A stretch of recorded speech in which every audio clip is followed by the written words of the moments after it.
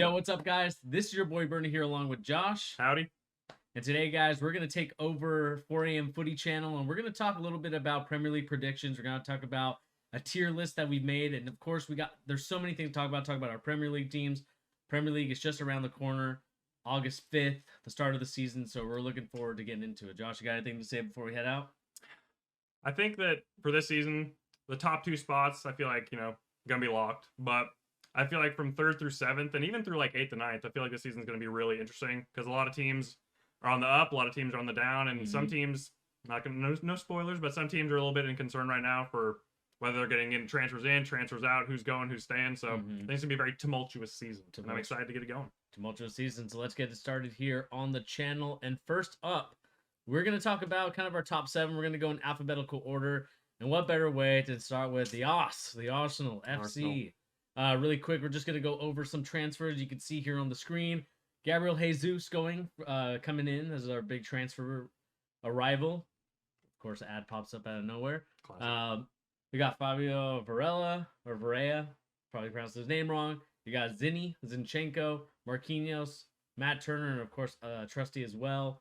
Kind of their big departures, of course, is Guendouzi, Lacazette going on a free, Nuno Tavares going over to Marseille. So how are we feeling about Arsenal right now? I know a lot of our friend group is part of the Arsenal gang.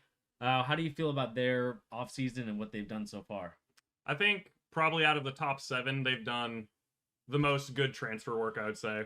I believe that they have the most, I don't want to say upside, because I feel like if you talk to Arsenal fans through the last 2 years, they feel like they've seen like a lot of progress in their young players with Martinelli, Smith Rowe, Saka, even Nketiah, who they just recently re-signed. So I think that if there's one team to be like super positive about, based especially off of what they've done in the preseason, I feel like Arsenal's definitely a team that you want to watch a lot of their games this season, as well as I think they're gonna be like one of the teams definitely shouting for that 3rd, 4th spot. And definitely I feel like in a better spot than a lot of these other teams, maybe a little bit lower down the table. Yeah, I mean, I talked about it before with PM, and I'll kind of say it here and again. I really love the signing of Zinchenko. I think that's probably I think that's going to be a more important signing than I think a lot of people think. I think a lot of people see the preseason, they think Jesus is the guy. I think Jesus and the goal scoring is what's going to really contribute. But I think, with the allegations with Thomas Partey and whatever happens there, I do think that a big thing for Arsenal would need to be maybe having Zinchenko playing that midfield position until they feel like they can fill it out. Again, I'm not the biggest Xhaka guy. I've stated this numerous times before. Again, I stated it in an earlier video on 4 a.m. Footy. Go and check that out. And I just think Xhaka is the person that's going to hold him back if he's the primary starter for Arsenal. And so if they can really replace that, maybe they go in the winter transfer and maybe are like, okay, let's see what we can do to get someone different. Then I think that then you could put maybe Zinchenko, depending on what happens with Tierney too, because Tierney's an injury-prone person. So again, I think it's gonna come down to that midfield position, because I think that's kind of what they were missing last season when Thomas Partey was hurt. And if obviously Thomas Partey not being there now, Zinchenko could take that position. But I mean, what do you think about that? Do you think Zinchenko's the midfielder that you would start?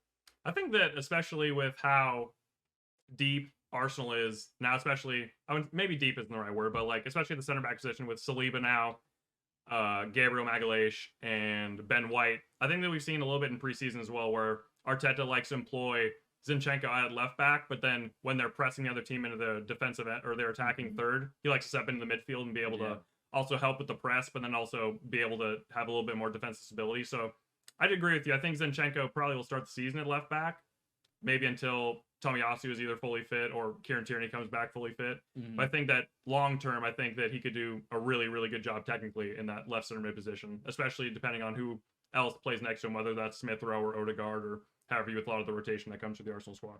Yeah, I mean, and then the person that we didn't really talk about too much in this was Vieira. Fabio Vieira, yeah. There you go. I said his name right finally. He's a guy that came off, was injury boot when they signed him. Everyone was concerned about him. I mean, he kind of plays that similar position to Odegaard, does he not?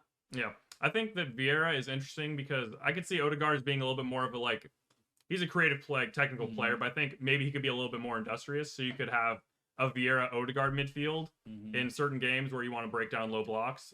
I would say that's maybe a little bit too attacking, especially since we don't know what's going to happen with Partey, whether they might have to fill that void elsewhere. But I think Vieira's going to be a super creative player for them, and I feel like one thing for Arsenal especially is if they don't have they're not lacking in attacking talent and creative talent, especially now with Odegaard really coming into his own and Vieira. Mhm. I think that it's going to be a little bit more about who plays in defense and how defensively sound they can be, what that's going to really define their season. Yeah. And let us know in the comment section down below if you're an Arsenal fan. Where do you think Arsenal will finish, and do you guys think you have enough signings to get you going for the next season up ahead? Do you guys think you'll be a top 4, or do you think that you'll be top 5 and below? Let us know in the comment section down below.